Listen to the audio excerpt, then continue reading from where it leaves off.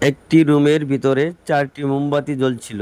মোমবাতিগুলো একে অপরের সাথে তাদের নিজস্ব ভাষায় কথা বলা শুরু করলো। প্রথম মোমবাতিটি বলল, আমি শান্তি, কেউ আমাকে জ্বালিয়ে রাখতে পারবে না, আমি এখন নিভে যাব। তারপর সেটি নিভে গেল। দ্বিতীয় মোমবাতিটি বলল, আমি বিশ্বাস, শান্তি যেহেতু নেই, তাই আমার আর জ্বলতে থাকার কোনো প্রয়োজন দেখছি না, আমি এখন এখন নিভে যাব। কথা শেষ করার পর দ্বিতীয় মোমবাতিটি নিভে গেল। তৃতীয় মোমবাতিটি এবার মুখ খুলল, আমি ভালোবাসা, শান্তি এবং বিশ্বাস কেউ নেই, তাই আমারও বেশিক্ষণ জ্বলার মতো শক্তি নেই। মানুষেরা আমাকে গুরুত্ব না দিয়ে একপাশে সরিয়ে রাখে। শুধু তাই না, ওরা প্রিয় মানুষগুলোকে পর্যন্ত ভুলে যায়। কথা শেষ করে তৃতীয় মোমবাতিটিও নিভে গেল। কিছুক্ষণ পর রুমের মধ্যে একটি বাচ্চা প্রবেশ করলো।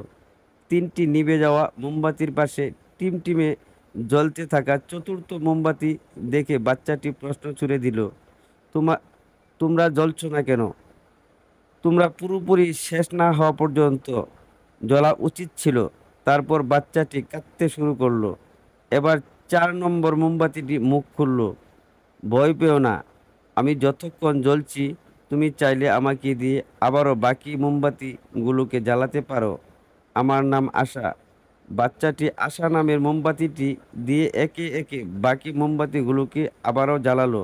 সমস্ত রুমটা আবারও উজ্জ্বল আলোতে আলোকিত হয়ে উঠল। কথাটা বলার উদ্দেশ্যটা হলো ভাই, গল্পটি মূলত রূপকর, কিন্তু হাজারো হতাশা, দুঃখ আর সমস্যার অন্ধকারে ডুবে গিয়ে আশা নামের আলোটিকে কখনোই নিভতে দেওয়া উচিত নয়। কারণ আশা না থাকলে আমাদের জীবন থেকে শান্তি, বিশ্বাস এবং ভালোবাসা অন্ধকারে হারিয়ে যাবে। তাই বলছি, সাফল্যের কোনো গোপন রহস্য নেই। এটি প্রস্তুতি, কঠোর পরিশ্রম এবং ব্যর্থতা থেকে শেখার ফলাফল। সফলতা আপনাকে খুঁজে বের করবে না, আমাদের এটা মেনে নিতে হবে যে আমরা সবসময় সঠিক সিদ্ধান্ত নেব না। আমরা কখনো কখনো রাজকীয়ভাবে ক্ষতিগ্রস্ত হব। বুঝতে পারবো যে ব্যর্থতা সাফল্যের বিপরীত নয়, এটি সাফল্যের অংশ। আপনার পড়ে যাওয়া মানে হেরে যাওয়া নয়। আপনি মানুষ, আপনি কোনো দেবতা নয়। সবাইকে অপমানের জবাব চর মেরে দেওয়া যায় না। মাঝে মাঝে যোগ্য জবাব কাজের মাধ্যমেও দিতে হয়।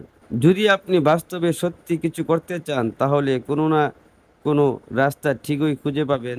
আর না, যদি কিছু করতে চান, তাহলে আপনি অজুহাতও ঠিকই খুঁজে পাবেন। তাই জীবনের সিদ্ধান্তটা আপনারা খুব ভেবেচিন্তে নেবেন। যদি ভিডিওটা ভালো লাগে, অন্যজনকে শোনার সুযোগ করে দিবেন। সবাই